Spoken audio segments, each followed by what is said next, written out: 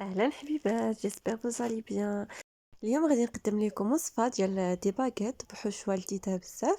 درتهم هكا جوج اشكال مختلفه، وقدمتهم مع سلطه ديال الدجاج والسلطه ديال الخيزو. كيجيو بجوجهم لذاذين بزاف. بقاو معايا باش نشوفوا طريقه التحضير، ولكن قبل ما تنساوش تشاركوا معايا في القناه، دعموني بلايك والتعليق ديالكم، وإلا عجبكم لا فيديو بارطاجيوه مع اصحابكم.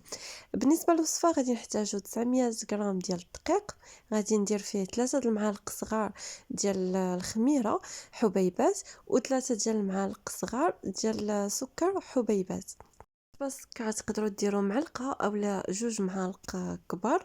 وبالنسبه للخميره تقدروا ديروا معلقه كبيره عامره. هنا عندي كاس ديال الحليب، غادي ندوب به الخميره مع السكر، نخليهم واحد 5 دقائق تقريبا. وغادي ندير الملحه درت معلقه صغيره، وبالنسبه للملحه كتبقى على حسب الذوق. غادي نكمل الحليب ديالي كاس، وغادي نبدا نزيد الزيت. بالنسبه للزيت تقدروا ديروا 4 ديال المعالق اولا نص كاس، ما يكونش كامل نص كاس. المهم 4 ديال المعالق غادي يكون احسن انكم تعبروا بالمعلقه. صافي غادي نبدا نخلط العجين. وبالنسبه للماء غادي نزيدو شويه بشويه. انا هزات لي كاس ديال الحليب وجوج كيسان ديال الماء. بالنسبه تقدروا تعجنوها غير بالحليب بوحدو، اولا ديروا جوج كيسان ديال الحليب وكاس ديال الماء، ولا تقدروا تعجنوه غير بالماء بوحدو، ولكن الحليب كيعطيها واحد الطراوه رائعه. صافي بقيت كنزيد الماء شويه بشويه حتى تجمعات ليا. هي كتجي خفيفه كيف ما كتشوفوا معايا، كتجي خفيفه بزاف. صافي كندلكها مزيان لمده تقريبا ديال 10 دقائق. كندهنها بالزيت من التحت ومن الفوق، وكنغطيها وكنخليها ترتاح. كنعاود ناكد بالنسبه للعجينه خصها تكون خفيفه ما تكونش قاصحه. صافي كنخليها ترتاح، خليتها تقريبا ساعه. في هذه الاثناء مشيت كنوجد الحشوه. درت فيها واحد الكميه ديال الصدر ديال الدجاج، طحنته هكا في الهاشوار وخليته جانبا. خديت جوج ديال البصلات، وحده كبيره وحده متوسطه الحجم، قطعتهم هكايا شرائح وهكا مكعبات. المهم كنقطعوهم مكعبات، كنزيدوا الملحه الزيت وكنخليو البصله تتشحر. من بعد ما تشحرات البصله ونزلات كنضيف عليها صدر ديال الدجاج اللي طحنا، قزبور ومعدنوس. بالنسبه للتوابل انا درت هنا القرفه، الكمون، التحميره، وثلاثه ديال الدراجس كبار ديال الثومه. بالنسبه للتوابل تقدروا ديروا التوابل اللي عجبكم، اللي ارتحيتوا لهم. انا هادو هما التوابل اللي درت في هذه الحشوه. تقدروا تزيدوا صوص صوجا، تقدروا تزيدوا ثوم بودره، بصله بودره، تقدروا ديروا اي حاجه بغيتو. تقدروا هنا درت معلقه ديال الحار ما تصورت ليا في الفيديو، تقدروا تضيفوها الا كنتو كتبغيو الحار. الا ما كنتوش كتبغيو الحار تقدروا تستغناو عليها.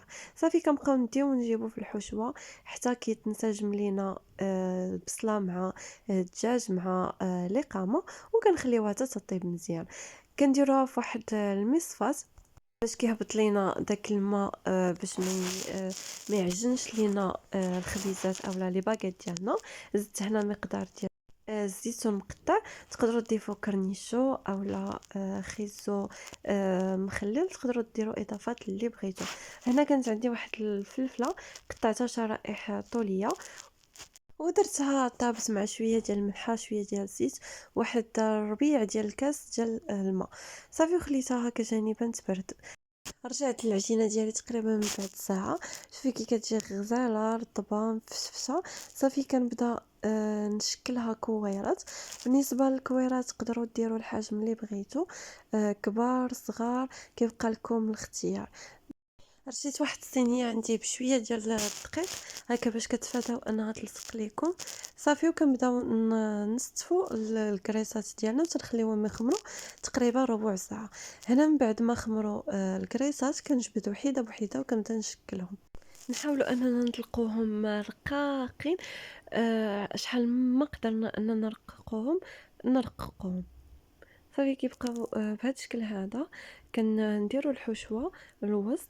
في الاول درت الخليط ديال الدجاج، ومن بعد درت فوق منه فليفلات. اخر حاجه كنديروها هي الفرomاج. بالنسبة للفرomاج تقدروا ديروا أي نوع كتفضلوا. أنا درت هنايا الشيدر، نتوما تقدروا ديروا موتزاريلا، فرomاج روج، كيبقى لكم الاختيار. أولا تقدروا تستغناو كاع على الفرماج، كيجيو لذاذين بلا حتى شي إضافات.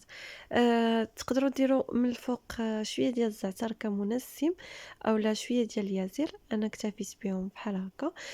صافي كنبدا نشكلهم هكا دوائر وكنضغطوا عليهم من الجوانب باش ما الكريسات اولا العجينه ما تحلش لينا.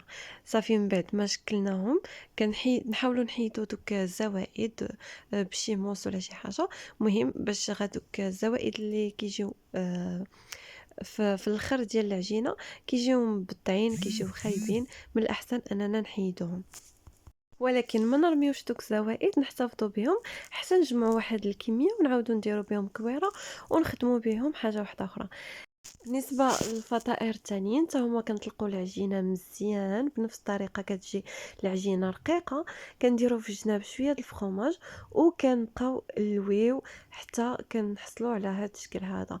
كنجمعوا الاطراف اولا الجوانب بيدينا وكنحيدوهم بموس، ضروري تنحيدوهم، كنعاودوا نضغطوا باش العجينة ما كتحلش، وهكا كنخلي واحد شوية د الفراغ في الوسط اللي كنديروا فيه الحشوه. في الاول درت الفليفله ومن الفوق درت الحشوه ديال الدجاج والزيتون، واخر حاجه كديروها هي الفرomاج. تقدروا ديروا فحال اللي قلت لكم في الاول موتزاريلا، فرomاج روج، كيبقى لكم الاختيار.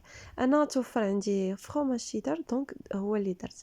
صافي كنجيو للدهن كنديروا بيضه كامله، معلقه ديال الموطارد ومعلقه ديال صوص الجيريان. تقدروا ديروا هذه المرحله، تقدروا ما ديروهاش، تقدروا تكتفيو هي بالبيضه بوحديتها. صافي كندهنوهم مزيان. بالنسبه للتزيين انا درت هنا من الفوق شويه ديال الخشخاش، تقدروا ديروا التزيين اللي بغيتو. وصافي فلحتهم هكا على شكل باكيت ودخلتهم الفران اللي كيكون مسخن على 200 درجه الحراره. كنخليوهم يطيبوا من التحت حتى كيطيبوا وتتحمروا مزيان، عاد كنعاودوا نخشيوهم، عاد كنشعلوا عليهم من الفوق باش يتحمروا من الفوق. بالنسبه للطياب خداو ليا تقريبا 30 دقيقه في الفران، وهذا هو الشكل النهائي ديالهم. شوفوا كي كيجيو من الداخل غزالين مهويين، ما كيجيو لا معجنين لا مدقصين، كيجيو خفافين رطبين. كنتمنى الوصفه ديال اليوم تكون نالت اعجاب. تقدروا توجدوها لي لانش بوكس، الكوتي اولا العشاء اولا الغداء بحال اللي درت انايا. دمتم في امان الله وحفظه، استودعكم الله الذي لا تضيع ودائعه.